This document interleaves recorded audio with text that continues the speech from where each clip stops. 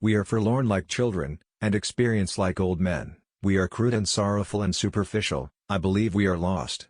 While they continued to write and talk, we saw the wounded and dying. While they taught that duty to one's country is the greatest thing, we already knew that death throes are stronger. We loved our country as much as they. We went courageously into every action, but also we distinguished the false from true. We had suddenly learned to see. For us lads of 18 they ought to have been mediators and guides to the world of maturity, the world of work, of duty, of culture, of progress, to the future. It will try simply to tell of a generation of men who, even though they may have escaped shells, were destroyed by the war. We are little flames poorly sheltered by frail walls against the storm of dissolution and madness, in which we flicker and sometimes almost go out. We are so completely played out that in spite of our great hunger we do not think of the provisions. Then gradually we become something like men again. How senseless is everything that can ever be written, done, or thought, when such things are possible.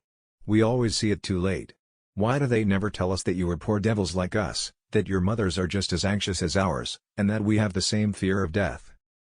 It's all rot that they put in the war news about the good humor of the troops. We are in a good humor because otherwise we should go to pieces. A word of command has made these silent figures our enemies. A word of command might transform them into our friends. They are too grievous for us to be able to reflect on them at once. If we did that, we should have been destroyed long ago. We are not youth any longer. We don't want to take the world by storm. We are fleeing. We fly from ourselves. From our life. We were 18 and had begun to love life and the world, and we had to shoot it to pieces. They are too grievous for us to be able to reflect on them at once.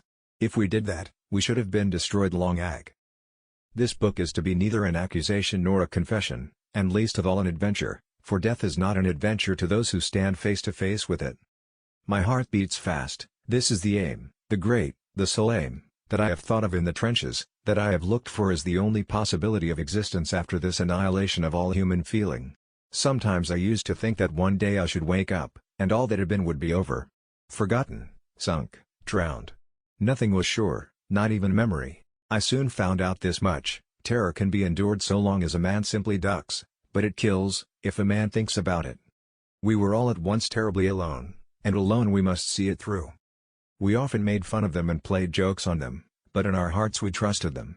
The idea of authority, which they represented, was associated in our minds with a greater insight and a more humane wisdom. But the first death we saw shattered this belief. We had to recognize that our generation was more to be trusted than theirs. They surpassed us only in phrases and cleverness. The first bombardment showed us our mistake, and under it the world as they had taught it to us broke in pieces.